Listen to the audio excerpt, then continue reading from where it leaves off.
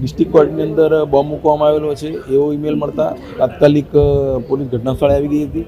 એ જે ઘટના બોમ્બ મૂકવાની શક્યતા ચકાસી રહી છે. હાલમાં પહેલાં આવીને દરવાજા બંધ કરાવી દેવામાં આવેલા હતા અને મેઇન પીડી સાહેબને જાણ કરીને તાત્કાલિક જજ સાહેબની જગ્યાએ એકત્રિત કરવામાં આવેલા હતા.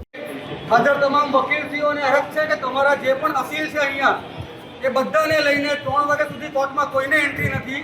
પ્રિકોશન્સ બેઝ પર પોલીસ કંઈ તપાસ કરવાની છે, કોઈ સર્ચ કરવાની છે, એટલે અત્યારે હાલમાં સાત સરકાર જરૂરી છે બધાનો. એટલે બધા પેસેજને ખાલી કરીને કોર્ટ પરિસરથી બહાર ઉભા રહેશું. ચાલો 3 વાગ્યા પછી આવજો. આપી દેજો બધા પોતપોતાની રીતે અને ત્યાં આપણું કેમ્પસ ખાલી કરી દઈએ. આપણી કોર્ટ બચાવવા અને જે વકીલો છે કોર્ટ ચાલુ થવાની તૈયારી વકીલોને સમજાવીને બહાર કાઢવામાં આવેલા હતા અને એમને જણાવ્યું કે આવી થ્રેટ છે એ બાબતે હાલમાં BDSને બોલાવીને કામગીરી ચાલુ છે અને ફાયર બ્રિગેડને પણ બોલાવી લેવામાં આવેલી છે. કોર્ટમાં ટોટલ 19 કોર્ટો છે. 19 કોર્ટને સેનેટાઈઝ કરીને આખી ચકાસણી કરવામાં આવશે અને હાલમાં 3 વાગ્યા સુધી કોર્ટની કાર્યવાહી સ્થગિત રાખવામાં આવેલી છે.